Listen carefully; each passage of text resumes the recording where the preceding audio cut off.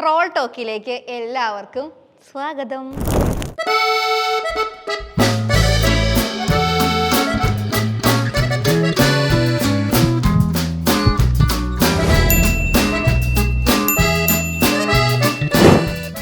നായകന്മാർക്ക് മാത്രം പ്രാധാന്യം നൽകുന്ന സിനിമകൾ അടുപ്പിച്ചടുപ്പിച്ച് വരികയും അതിൽ സ്ത്രീകൾ ഇല്ലാതിരിക്കുകയും ചെയ്തപ്പോഴാണ് മലയാള സിനിമയിൽ സ്ത്രീകൾ എവിടെ എവിടെ എവിടെ എന്ന ചോദ്യം പല കോർണറുകളിൽ നിന്ന് ഉയർന്നു വന്നത്.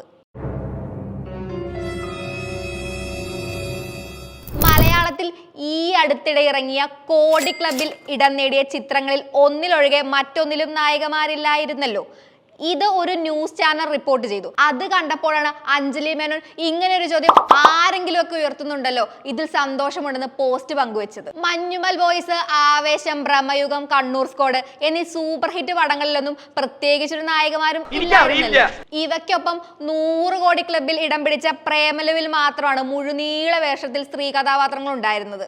അഞ്ജലി മേനോൻ സാമൂഹ്യ മാധ്യമത്തിൽ ഉയർത്തിയ ചോദ്യത്തെ അനുകൂലിച്ചും പ്രതികൂലിച്ചും ധാരാളം പേർ അന്നേ രംഗത്തെത്തിയിരുന്നു. യഥാർത്ഥ സംഭവങ്ങൾ സിനിമയാക്കുമ്പോൾ എന്തിനാണ് ഇല്ലാത്ത സ്ത്രീ കഥാപാത്രങ്ങൾ സൃഷ്ടിക്കുന്നത് എന്നാണ് പലരുടെയും ചോദ്യം. അത് ന്യായം തന്നെയാണ്. ജയ ജയ ഹേ, പ്രേമലു, ഹൃദയം എന്നിവ സ്ത്രീ കഥാപാത്രങ്ങൾക്ക് വ്യക്തമായ പ്രാധാന്യം നൽകി അടുത്തിടെ പുറത്തിറങ്ങിയ സിനിമകളാണെന്നും പരിഗണിക്കേണ്ടതാണ്. വെറുതെ കഥയ്ക്ക് ആവശ്യമല്ലാത്ത സ്ത്രീ കഥാപാത്രങ്ങൾ വന്നു പോകുന്നത് അത്ര ആവശ്യമുള്ള ഒരു കാര്യമല്ല എന്നാണ് നിഖില വിമലും ഇതിന് നൽകിയൊരു മറുപടി. ലത് തറവാടിത്തം. എന്തുകൊണ്ടാണ് കോടി ക്ലബിൽ ഇടം പിടിക്കുന്ന സിനിമകളിൽ സ്ത്രീ കഥാപാത്രങ്ങൾ ഇല്ലാതെയാകുന്ന ചോദ്യത്തോട് ശബരീഷ് വർമ്മയും അഞ്ജന പ്രകാശും പ്രതികരിച്ചിരുന്നു. അത്തരം സിനിമകൾ ഇനി സംഭവിച്ചുകൂടെയായില്ല എന്നാണ് ശബരീഷ് പറഞ്ഞത്. കേരളത്തിലെ പുരുഷ കേന്ദ്രീകൃതമായ സിനിമകൾ തന്നെ 100 കോടി ക്ലബിൽ കയറാൻ തുടങ്ങിയത് ഈ കഴിഞ്ഞ അടുത്ത ദിവസങ്ങളിലൊക്കെ തന്നെയാണ്. ഇതുവരെ സംഭവിച്ചിട്ടില്ല എന്നേ ഉള്ളൂ. ഇനി ഒരിക്കലും സംഭവിക്കാതിരിക്കില്ല എന്നില്ലല്ലോ. ശരിയാണ്, ഇതുവരെ എല്ലാം ശരിയാണ്. എല്ലാത്തിനും അതിൻ്റെതായ ഒരു സമയമുണ്ടല്ലോ. അതുപോലെ എല്ലാത്തിനും ഒരു തുടക്കമുണ്ടെന്നും മലയാള സിനിമ ഇപ്പോൾ കടന്നു പോകുന്ന സമയം അതിന് ഉതകുന്നതാണെന്നും യുവനിരയിലെ നായിക അഞ്ജന ജയപ്രകാശ് പ്രതികരിച്ചിരുന്നു. ഒരുപാട് മാറ്റങ്ങൾ സിനിമയിൽ സംഭവിക്കുന്ന കാലമാണ്. എന്ത് വേണമെങ്കിലും എപ്പോ വേണമെങ്കിലും സംഭവിക്കാം. ഇതിനൊരു അവസാനമില്ല. അതിന്റെ സമയത്ത് അത്തരം സിനിമകൾ സംഭവിക്കും. സംഭവിക്കാതെ എവിടെ പോകാൻ? എല്ലാം കാലമാണല്ലോ സുഹറ. ഇപ്പോഴല്ല, പണ്ടും ഇങ്ങനെ സ്ത്രീകൾ അത്ര മെയിനായിട്ട് വരുന്ന കഥാപാത്രങ്ങളൊന്നും തന്നെ മലയാള സിനിമയിൽ അങ്ങനെ ഭയങ്കരമായിട്ടൊന്നും ഉണ്ടായിരുന്നില്ലല്ലോ. ഈ നായകന്റെ നിഴലായിട്ടും അല്ലെങ്കിൽ നായകന് ഹൈപ്പ് കൊടുക്കാനും ഒക്കെയാണ് പൊതുവെ നമ്മൾ പഴയ സിനിമകളിലൊക്കെ സ്ത്രീകളെ ഉപയോഗിച്ചിരുന്നത്. ചില സമയത്ത് നായകന്റെ ഒരു കരിസ്മയൊക്കെ കാണിക്കാൻ വേണ്ടിയിട്ട് ഒന്നിലധികം സ്ത്രീകൾ അദ്ദേഹത്തിന്റെ പുറകെ നടക്കാറൊക്കെയുണ്ട്. സൽഗുണ സമ്പന്നനായ ഒരു നായകനാവുമ്പോൾ അദ്ദേഹത്തിന് ഹൈപ്പ് കൊടുക്കാൻ കുറെ നായികമാര് വേണമല്ലോ. അതാണല്ലോ അതിന്റെ ഒരു ഇത്. മലയാളത്തിലല്ലെങ്കിലും ഈ കാര്യത്തിൽ ഒരു പ്രഗത്ഭനായിട്ടുള്ള കേമനായിട്ട് ഒരാളുണ്ട്, നമ്മുടെ ബാലയ്യ. എല്ലാവർക്കും അറിയായിരിക്കും. Don't trouble the trouble, trouble troubles you, I am not the trouble, I am the truth. Sorry, വഴി മാറിപ്പോയതാ. നമുക്ക് തിരിച്ചു വരാം. ഇതിന് വിപരീതമായിട്ട് ഈക്വലി പെർഫോം ചെയ്യാൻ പറ്റുന്ന അല്ലെങ്കിൽ നായകന്മാരെ ഡോമിനേറ്റ് ചെയ്യാൻ പറ്റുന്ന പല സിനിമയിലും മലയാളി നായികമാർ അഭിനയിച്ചിട്ടുണ്ട്. പ്രത്യേകിച്ചും ഉർവശിമ. പൊന്മുട്ടയിടുന്ന താറാവിലെയും തലയണ മന്ത്രത്തിലെയും വെങ്കലത്തിലെയും റോളുകൾ മറക്കാൻ പറ്റുമോ? അതുപോലെ തന്നെ മഞ്ജുവാരുടെ കന്മതത്തിലെയും കണ്ണെഴുതി പൊട്ടിത്തൊട്ടും സിനിമയിലൊക്കെ വേഷങ്ങൾ, അതൊക്കെ വേറെ ലെവല് തന്നെയായിരുന്നു.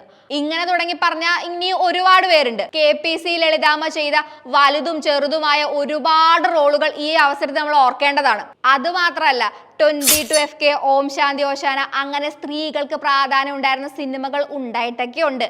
ഇനിയും ഒന്ന് രണ്ട് കുറച്ച് കഥാപാത്രങ്ങളും ഉണ്ട്. കോടി ക്ലബ്ബുകളിൽ സ്ത്രീകൾ ഇല്ല എന്ന് പറഞ്ഞുകൊണ്ട് മാത്രം മലയാള സിനിമയിൽ സ്ത്രീകൾ ഇല്ല എന്ന് നമുക്ക് പറയാൻ പറ്റില്ല.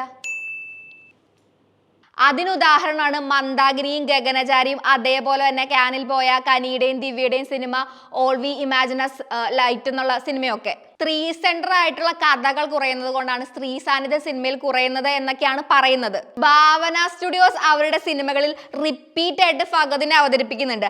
അതേപോലെ തന്നെ ആകെ 2 തവണ റിപ്പീറ്റ് ആയിട്ട് അഭിനയിപ്പിച്ചത് അപർണയാണെന്നാണ് കനി കുസൃതി ഈ വിഷയത്തിൽ പറഞ്ഞത്.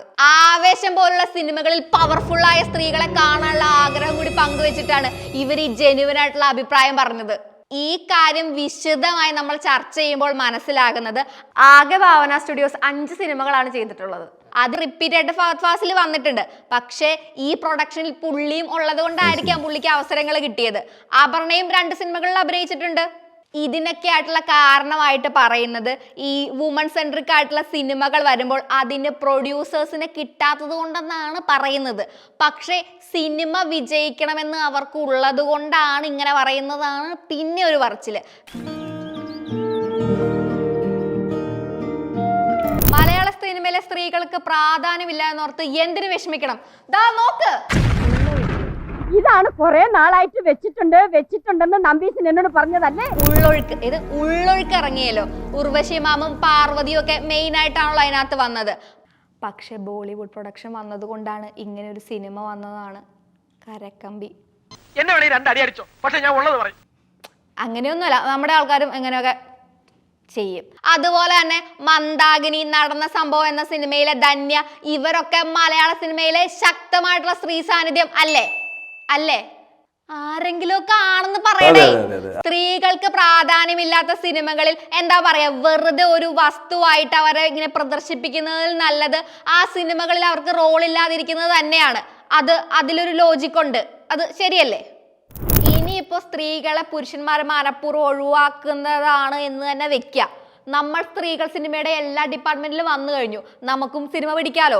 അഞ്ജലി മേനോനൊക്കെ പാകിയ ഒരു വഴിയുണ്ടല്ലോ. പുള്ളിക്കാരത്തിയും കോടി ക്ലബിലൊക്കെ കയറിയ പടങ്ങൾ എടുത്തിട്ടുണ്ട്. ഉസ്താദ് ഹോട്ടല്, ബാംഗ്ലൂർ ഡേയ്സ്. നമ്മൾ സീനാണ്. നമ്മുടെ റോളൊന്നും അങ്ങനെ പോവില്ല. Hope is a good thing, maybe the best of things, and no good things ever dies എന്നാണല്ലോ. അപ്പൊ ശരി, ബൈ.